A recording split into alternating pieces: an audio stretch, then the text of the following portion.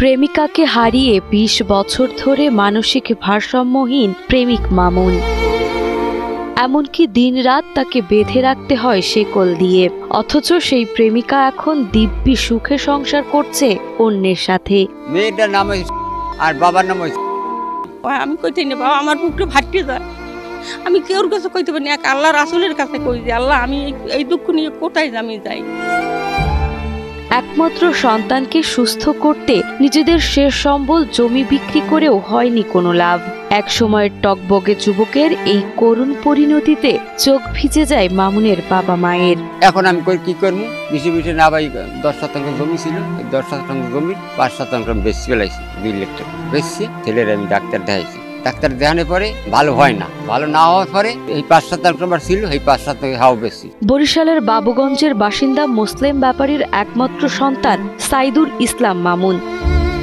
জানা যায় ২০ বছর আগে ১০ম শ্রেণীতে পড়া অবস্থায় এক তরুণীর সাথে প্রেমের সম্পর্কে জড়িয়ে পড়েন মামুন। চেয়েছিলেন ভালোবেসে বিয়ে করবেন তারা, থাকবেন সারা জীবন একসাথে। কিন্তু হুট করে সেই তরুণীর অন্যত্র বিয়ে হয়ে গেলে মানসিক সমস্যায় ভুগতে শুরু করেন মামুন। এরপর ধীরে ধীরে অবস্থার অবনতি হলে চিকিৎসকের শরণাপন্ন হয় পরিবার। তবে অভাব অনটনের সংসারে বারবার ব্যাহত হয় চিকিৎসা, আর এভাবেই এক সময় বদ্ধ উন্মাদ হয়ে শিকলবন্দি হয়ে পড়ে মামুনের জীবন।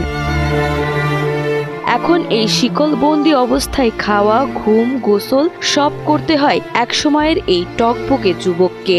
যখন নিউটনে পড়ে তখন একটা মেয়ের সাথে সম্পর্ক হয়, তখন বয়স কত, 15-16 বছর ওর বয়স। সম্পর্ক যখন বিঘ্ন ঘটে তখন সে অ্যাবনর্মাল হয়ে, তো এক পর্যায়ে পাবনা লইয়ে যায় চিকিৎসা করায়। এবার খুলনা জেলখানা ছিল প্রায় বৎসরখানে, সেখান থেকে আর মা বাবা আনে। এই অবস্থায় প্রায় 12-13 বছর আপনার শিকল বন্দি ছিল।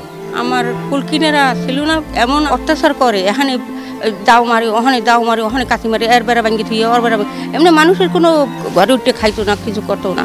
তার আমি ওর ধৈর্য পাইয়া আমি তার শেষের শিকল লাগাই থুইছি। বাবা আমার কোনো কুলকিনেরা নাই এখন।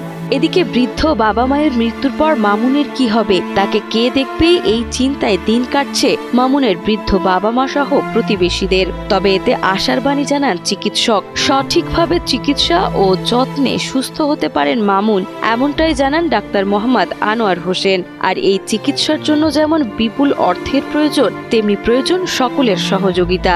এখন আসলে স্পেসিফিক কি ধরনের সে সমস্যা ভুগছে বা আগেও কোনো সমস্যা ছিল কিনা, যেমন কিছু কিছু জটিল রোগ আছে, সিজোফ্রেনিয়া আছে, বাইপোলার রোগ আছে, যেগুলো আসলে কিছু কিছু রোগ দেখা যায় কিওর হয়, আবার কিছু কিছু রোগ দেখা যায় দীর্ঘমেয়াদী থাকে। পেশেন্ট যদি আপনার নিয়মিত ওষুধ খায়, ডাক্তারের পরামর্শ মতো, দেখা যায় স্বাভাবিক জীবনযাপন করতে পারে।